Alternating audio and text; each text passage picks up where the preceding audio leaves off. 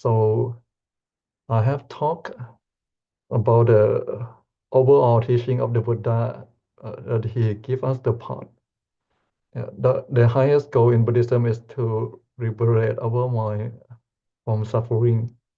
So he give us the path to liberation. For example, like will, like intention, like speech, like action, like livelihood, like effort, like mindfulness, and like concentration. And if sometimes it may be when we want to make it to become our practice in action in our daily life, there may be too many things to think of.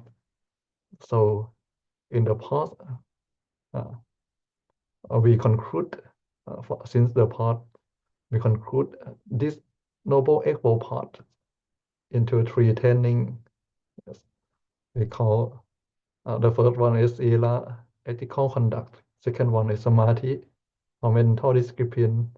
And the last one, Panya, or wisdom. Yes. However, from what I taught last two sessions, when it comes to the practice, the training for the lay people, we step back a bit. Like this slide, the left side, are the three training, four training I just talked about. That is the short version of the Noble Eightfold Path: ethical conduct or Sila, mental discipline or Samadhi, wisdom or Panya. But when it's come to the training for lay people, the Buddha, he suggests another way, one more training to step back a bit, because in the life of lay people, uh, in the normal people life, we have to you have to take a lot of time to find uh, objects uh, to nourish your life. Like since we were born, we need to find food, we need to find shelter, we need to find our clothes to protect us from cold, from heat. We need to find medicine, uh, and there is just not those things. When we find more and more, we can see many convenient things in our life, and we want more and more and more. And the more we want, the more we have many things keeping within the mind, it will be difficult to let it go in meditation practice. So before we come to meditation practice, the Buddha, he suggests a training uh, to let some kind of object, uh, a practice from the object outside yourself, because it's easier to let go of object than let something go out of your mind. So we start training from the first practice, the practice of dana, the practice of generous living. And then the second one is similar, the practice of sila, or ethical conduct, or living an ethical life. And the last one, bhavana, or cultivating the mind, which include both mental discipline and wisdom in the four training. Yeah. If we look about it, and if we think about it from this three training, the left side and the right side, on the left side is like we start from our action, then we go through the mind, get through the mind. Yeah, the first sila start from our action, from ourselves. Then mental discipline and wisdom is about what's in our mind. But for the light side, three ways, we can call it the three ways of making merit. Or I just call it three steps to inner freedom, to liberation. We start from outside ourselves to free ourselves from material obsession. Like so, it become like this. And the three way to inner freedom, three steps to inner freedom for lay people. Dana, Sila, and Bhavana. Dana is to let train us to let go of material obsessions. Then we continue to sila, continue our behaviors, bring the mind in actions, and letting go. We also practice letting go of unnecessary actions of our life. Those are two sessions, my two sessions in the past. And now I would like to continue to the third step, to Bhavana. Bhavana is about cultivating the mind, to train the mind. The meaning of the word Bhavana is mean to become. Bhavana is Pali language. Is to become or to cultivate. To put it simply, it's about training the mind to access freedom, access peace within us, and, and the wisdom that exists in ourselves. So we don't find it somewhere else. It's staying within us all the time. We just allow ourselves to access to those wisdom.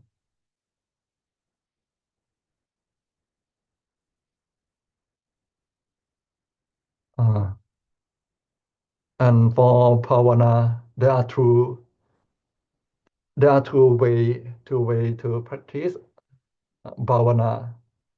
The first way is samatha. The second way is we call it vipassana, which I think I forgot one slide, but no problem. I'm going to explain about it on my own. Let me see. Sorry about that. I forget the slide to explain both samatha and vipassana. So samatha is about, yeah, maybe this one may help a bit. Let me see.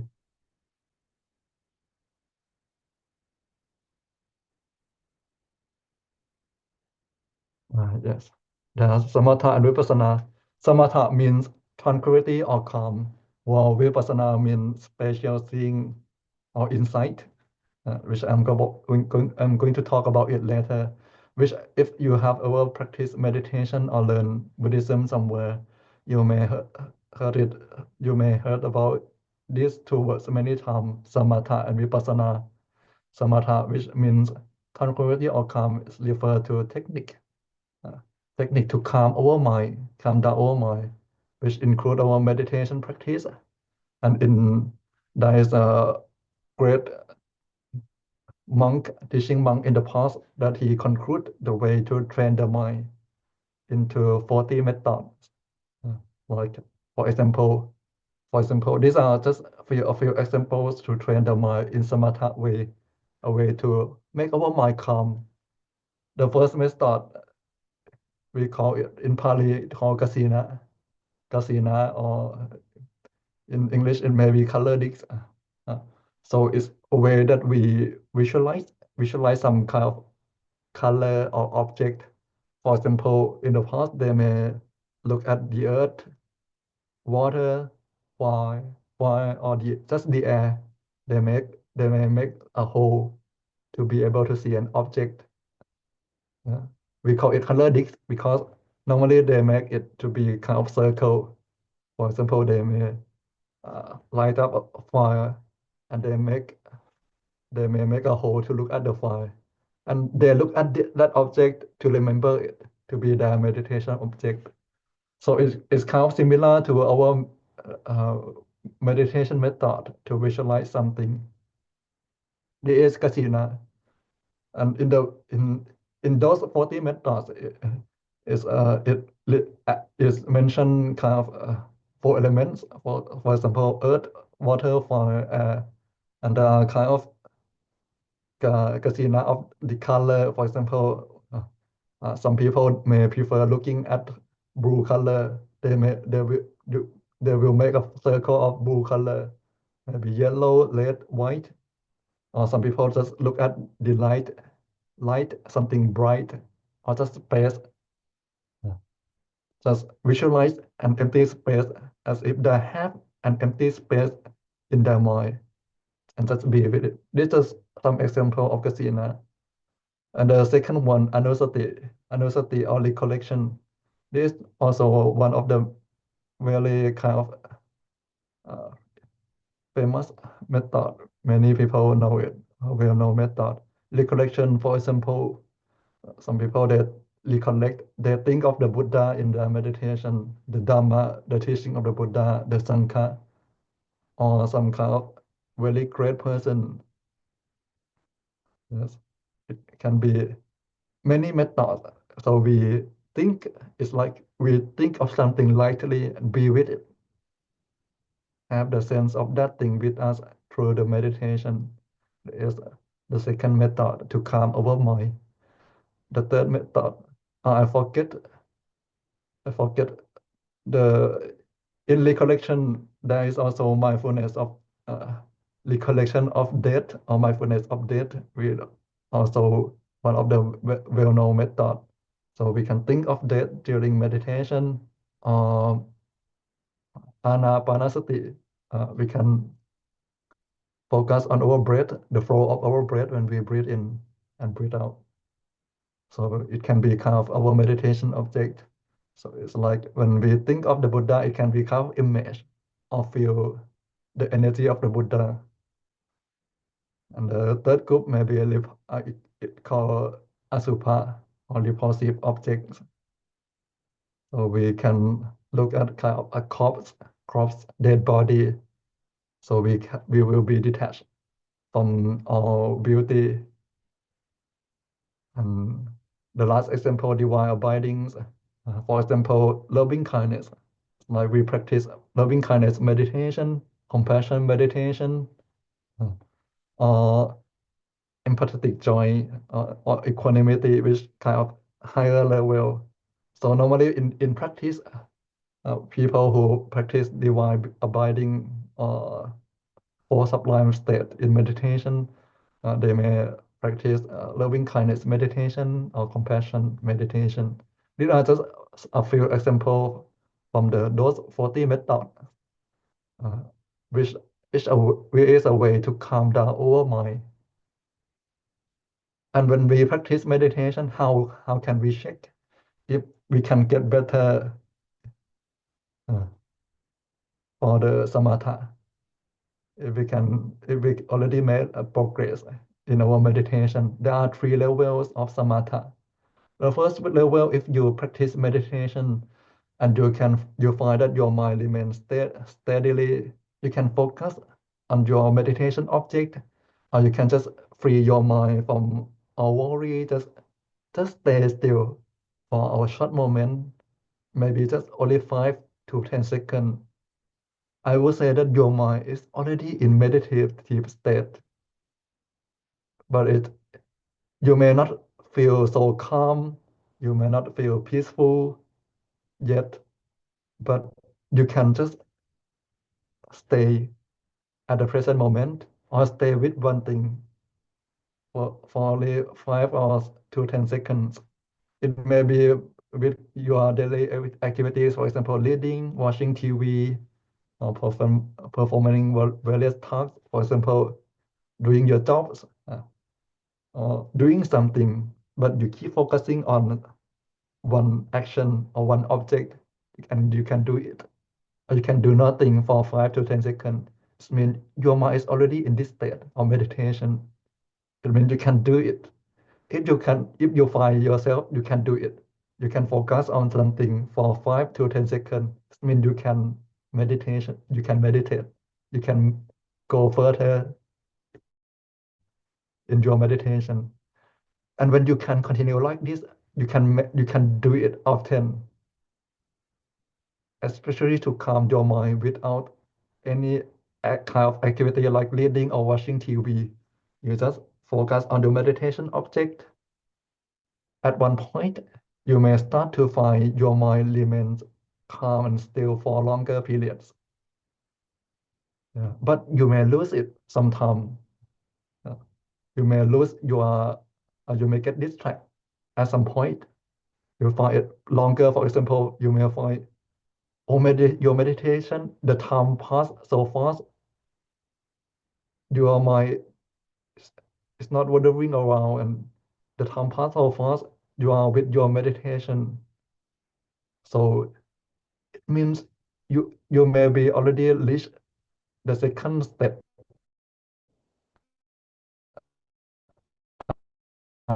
the second level of experience this, it also means that you can if you continue, if you don't give up on your meditation, you can go further to the last level of meditation. The last level of meditation is when you find your mind becomes firmly fixed as designed. It's not firm. Your mind can be calm and be still as you wish. Yeah. You don't lose your attention. You don't lose your focus anymore. You can just, if you want to be still, just stay still as long as you want. And now there is the last level of samatha. So if you can reach this point and you continue like that, yes, you can, your meditation state, your meditative state will bring you to get further, and you will complete the, I would say you can complete this last way of free your mind or bhavana. Yes. So this may be the goal of samatha. Yeah. But in terms of if you visualize an object, yeah, or may I talk about it briefly? For example, if you visualize the sun, the star, sometimes we did white. We call it nimitta in Pali language. And there are also three stages of mental image.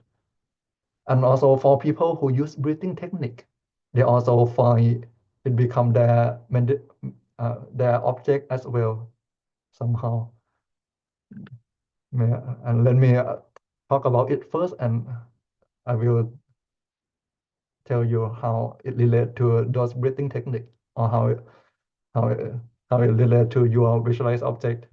The first stage, Paligam Nimit, also known as preparatory sign. This is when you're aware of that object. Yes, you can visualize the object.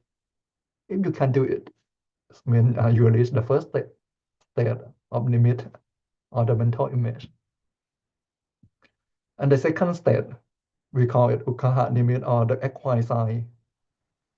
It means you already acquired those signs. You don't need to think about it, but it stay with you. It stay with you. So for somebody who, there is some example. Some people when they meditate, they see some light. It may not be very clear, or they see something in their meditation. It stay with them. It not be so clear. They may lose awareness of those objects sometimes. So they already acquired. We call it acquired sign. And the last stage, patipak nimit, also known as counter sign. Now those meditation objects will be so clear state, and it stay still with you. It's so clear, so pure. Like, for example, when some people they visualize the sun may start to turn transparent, turn clear and bright. It will be pure.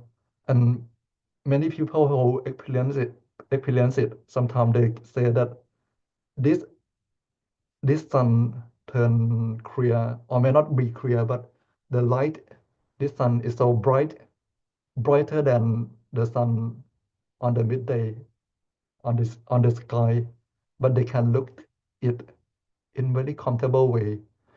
This is how you can measure yourself through the three stages of the mental image. It's part of samatha practice. And for the key to if you want to success in your samatha samatha practice, or to calm your mind, calm meditation, there are five keys to success. The first key is willingness. You have to do it with your intention. You want to meditate on your own. No one force you to do it, or you don't do it because Just someone tell you to do it and you just do it. You do it willingly. This is the first one. The second one, comfort. Yes, do it. You do it in very comfortable way, relaxed way, along with concentration. These two are important for your meditation. We have to find a balance. If we stay on the balance between relaxation and mindfulness, we don't focus too much. It's not too much awareness. Not too relaxed until you fall asleep or you lost your attention. And number four, consistency. We keep doing it, staying on the balance, and do it often. And finally, check, observe how you do it. Keep checking, keep observing. Don't lose your attention and learn. We check during meditation if you are on the balance, and check after meditation how you learn from your meditation. How did you do it? And what is the result of your meditation? And you will be success in your meditation easily. And this is about samatha. It's about how to calm your mind. But the goal of Buddhism, it doesn't end with only samatha. Because samatha is a way before people practice it since before the Buddha. Yes. So yeah, many people they found how to calm their mind, but what make the Buddha become one of the greatest religious leader is because the next part of Bhavana, which we call vipassana. And there is also some a meditation method that somebody called vipassana meditation. Vipassana, which by the word it means special seeing, clear seeing, clear seeing. It's about looking into something with clarity, precision, seeing each component as distant and separate. So see things, to put it simply, to see things as they are. It doesn't mix with your reality or your judgment, your preference. We are able to see things as they are, don't mix with our opinion anymore. So to to make it clearer, I would like to mention the three. In Buddhism, there are three ways to gain wisdom. Three ways to gain wisdom. Like I told you, Bhavana is both about mental cultivation and about wisdom. Yes, and there are three ways to gain wisdom in Buddhism. The first way we call Sutta Maya Panya, which we can gain wisdom through from by listening or reading. It's like when you when we learn something from someone or when we read from book, when we watch TV, we learn from it something new. We just remember it. We just remember the words from the book. We just remember whatever happening on the TV. This is the first level of wisdom in Buddhism. The second level, Cinta Maya Panya, when we develop ourselves and critical thinking, we start to think about it from what we learn. When we hear some story and we think about the moral of the story, we, or when something happened to your life, and when some people tell you something, you may think, what does that mean? You ask question, you try to understand about that thing better. This is the second level of Panya, which is kind of the way that normal human being we gain wisdom in our life now. But in the way of the Buddha, he focused more on the final level of Bhavana Maya Panya, or insight. This is how we gain knowledge.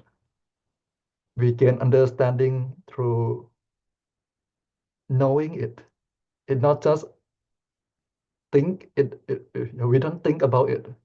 We don't just see it by our eyes. or listening to something, reading from some books. We just gain understanding by ourselves. And normally we can do it through the practice of meditation to make our mind clear. Like I talk about vipassana means spatial seeing or clear seeing. So normally people need kind of clear mind to be able to see things clearly, and they will be able to see things as they are. So this is the process of vipassana. So to make it clear, vipassana normally the way of vipassana is how to apply the four foundation of mindfulness. But you don't need to care about it for now. Sometimes some people refer it as Satipatthana Sut. It's a way that we directly observe through our body, our mind, through the teaching of the Buddha, or through our feeling. Yes, to observe the characteristics in all appearance. The first one is impermanence. So we observe and we see things that or everything is impermanent. When we see it, our mind will be detached. We will not get attached to anything in life because we know things will come and go at some point. We will not be too sad. We will not be too happy. And the second condition, unsatisfactoriness, or sometimes we refer it as suffering, dukkha. We learn that our experience being oppressed by arising and passing away, unable to remain the same state. So we cannot be happy about something all the time. The more we are happy, the more we will get sad when we lose it. So it will bring unsatisfactoriness to our mind. And the last one, non-self. Non-self is to having no self. It's like we don't cling to the sense of self. We don't cling to the idea of self that this is my belonging, this is my body, this is uh, this is my style. We don't have those kind of idea anymore. We are just be free from those idea. There is no self in your mind anymore. So vipassana, we train our mind to observe everything through these three conditions and see things as they are. We don't see this body and cling to the beauty of your body, your face anymore, because we know at one point we will grow old, we will lose this beautiness. We don't cling to a happiness moment because we know that, and we don't get too sad when we suffer from something because we know that is part of our life, and we don't get attached to anything too much. That we don't consider something belong to yourself until you feel so sad when you lose someone or something, because you know that there is no self. We we were born with nothing, and we will live with nothing as well.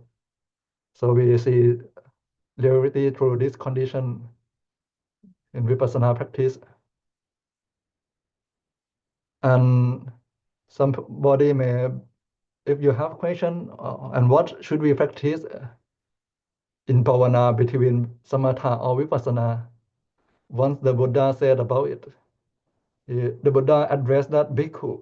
Bhikkhu means monk. Bhikkhu must develop vipassana based on samatha. Or bhikkhu must develop samatha based on vipassana. Or bhikkhu must develop samatha and vipassana together. The Buddha addressed it that this way. So it means he suggests that we should develop both samatha vipassana.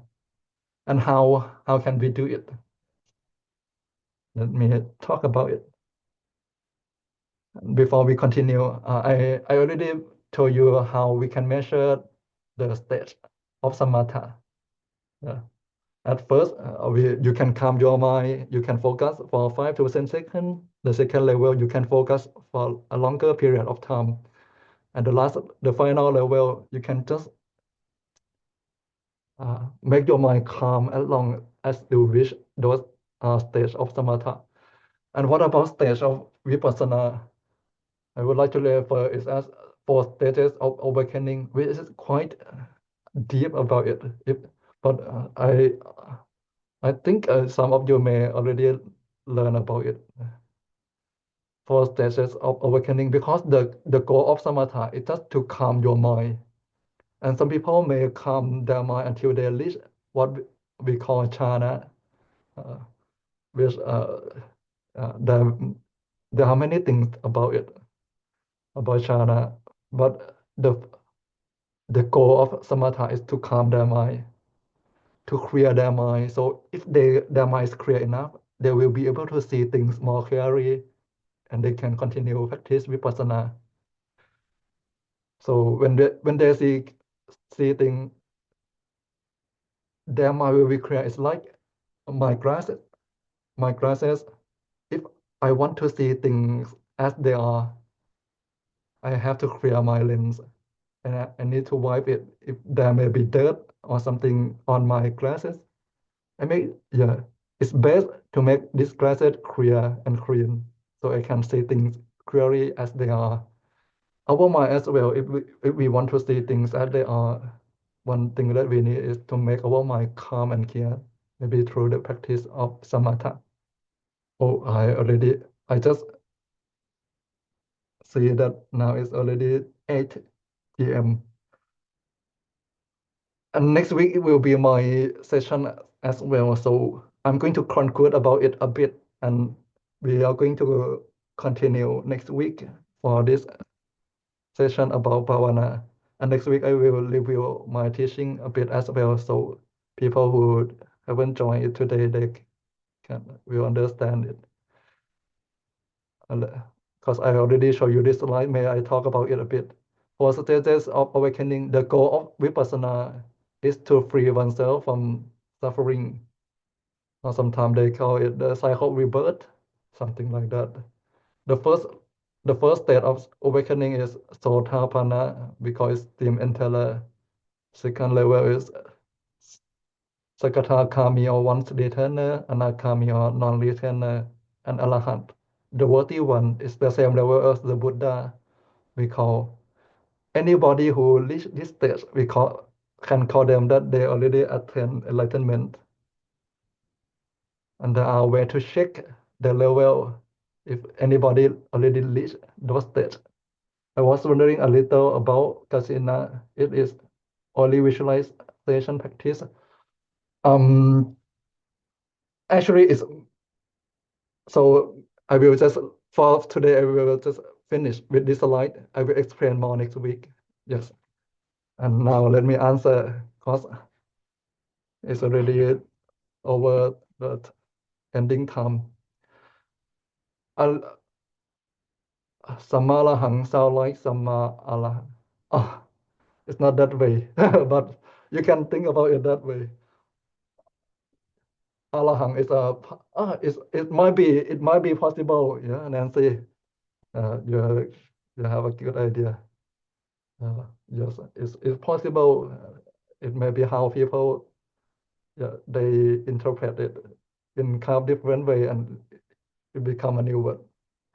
Yes, and for about Kasina, it is only visualization. Actually, when they practice, for example, fire Kasina, the the word, the Pali word of fire in Pali language is tesho, and tesho uh, when they practice fire Kasina, for example, when they look at fire, the practitioner they may just imagine fire in their mind, or somebody they may repeat words, they may just, or they also feel the energy of fire, feel the feeling of fire burning, the heat, and they also recite words.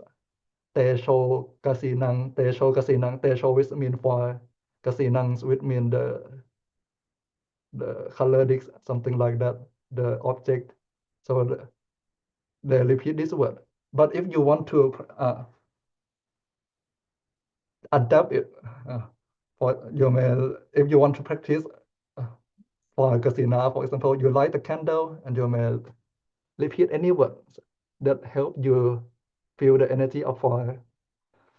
And if now it's a kind of extra knowledge, many yogi or hermit in the past who acquire kind of special ability through Kasina practice.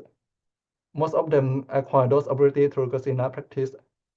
Yes, fire Kasina, air Kasina, earth Kasina, and water Kasina.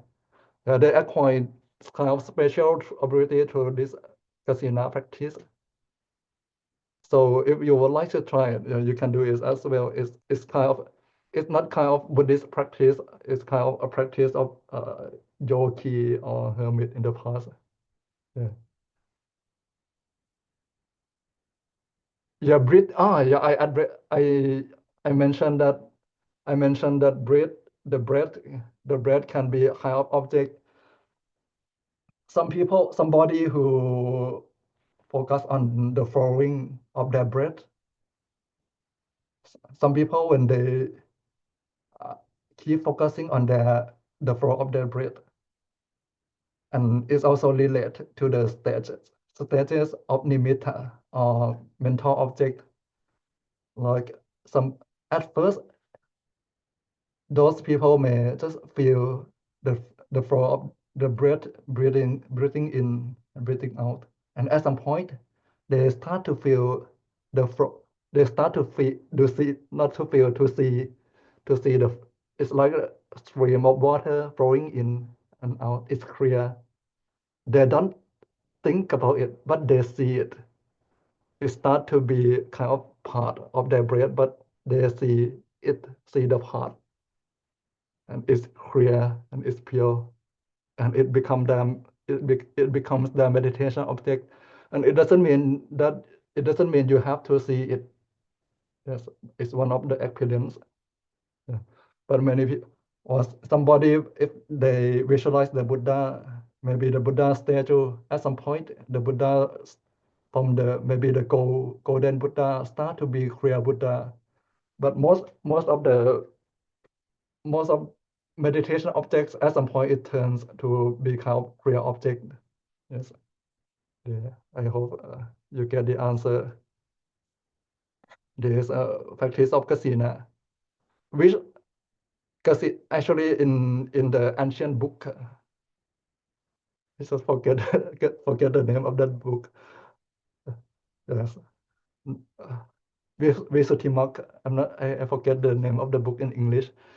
The book also suggests that kasina is like the fastest way to bring your mind to the highest stage of samatha. It's the fastest way, but it's kind of tricky for people now because I find many people cannot visualize an object, or they find it difficult for them. They cannot be relaxed when they visualize object. So if you find if you feel difficult, if you feel uncomfortable about kasina, just forget it because it's just meditation object. Just just find what is the best way that you can make yourself calm and still aware of the whatever happening at the present as well. Yes. Okay.